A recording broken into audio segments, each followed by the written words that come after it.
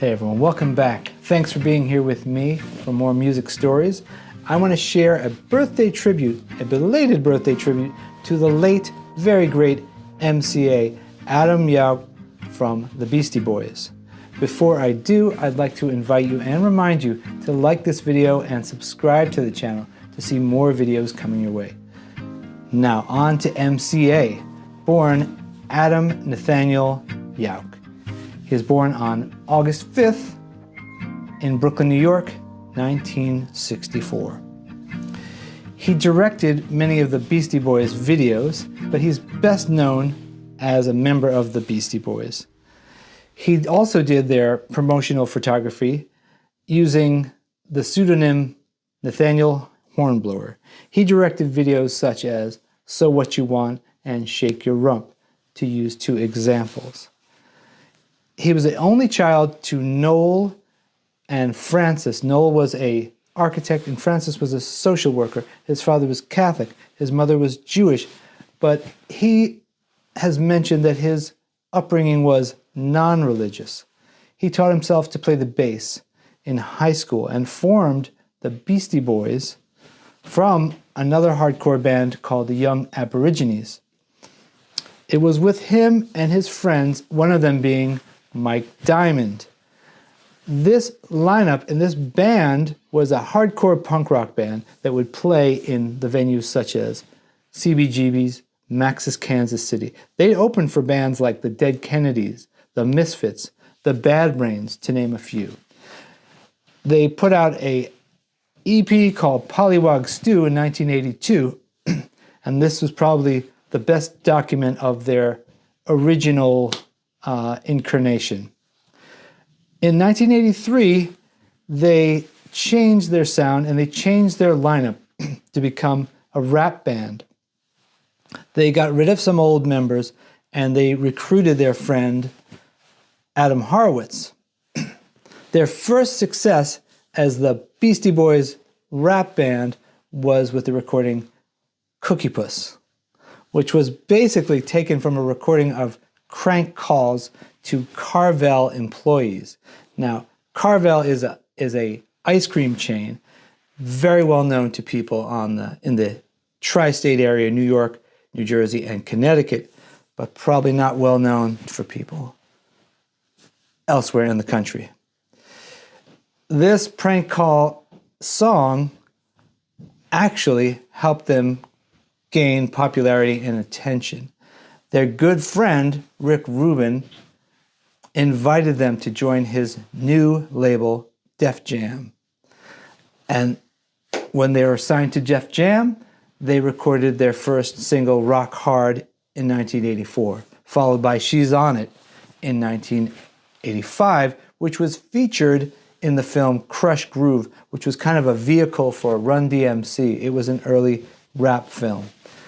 That film and that single followed by License to Ill, which came out in 1986, which was a huge, phenomenal success for them. It made the Beastie Boys one of the most famous bands in the world at the time. It yielded the singles Fight for Your Right to Party and No Sleep Till Brooklyn. The Beastie Boys followed that album a few years later in 1989 with Paul's Boutique, which was a decidedly different direction for them. It's known now as an experimental rap album. They really pioneered the use of sampling with this album, and this album has become legendary for both its music, its songs, and its influence on other music to come. They followed this album in 1992 with an album called Check Your Head. And one critic aptly commented that with this album, the band repositioned themselves as a lo-fi alt-rock groove band. They had not abandoned rap, but it was no longer the foundation for their music. And he cited this kind of earthbound DIY approach as a big reason why it turned out to be an alt-rock touchstone of the 90s that both set trends and predicted them. And I thought that criticism and that was very apt.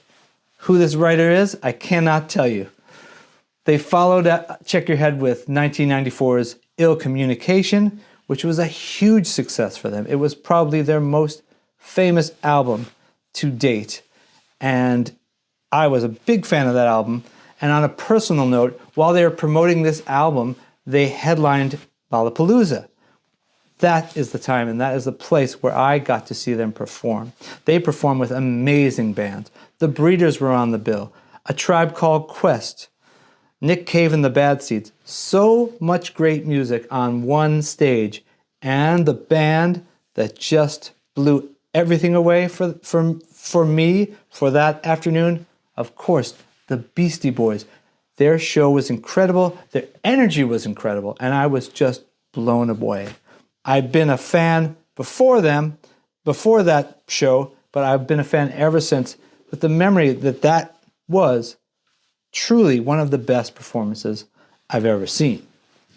They followed Ill Communication with the Tibetan Freedom concerts, which were really spearheaded by Adam Yauch and the Beastie Boys.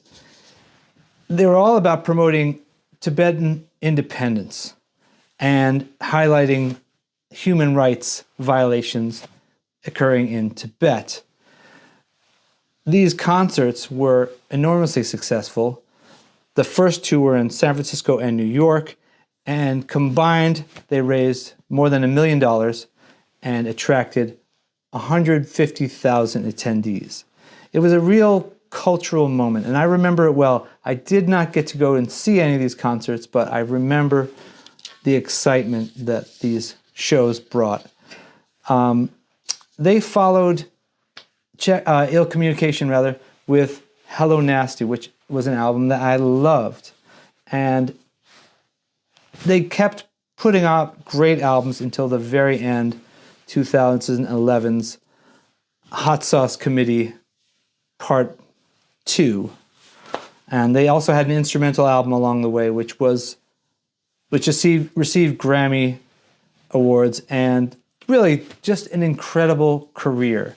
I think a big contribution of MCA, the band has said so themselves, is his motivation, his imagination, and his drive to accomplish so many great things. He was really kind of a driving force for the band. They'd say that in interviews now, and I'm grateful to that because I'm a huge fan of the Beastie Boys. But I'm wondering now that I've said my little bit about MCA, are you a fan of MCA? Are you a fan of his videos, of the Beastie Boys music? Do you have a Beastie Boys story to share? I'd love to hear all about it in the comments. Please let me know. I remind you to like this video and subscribe to the channel to see more videos coming your way. Thanks, everyone.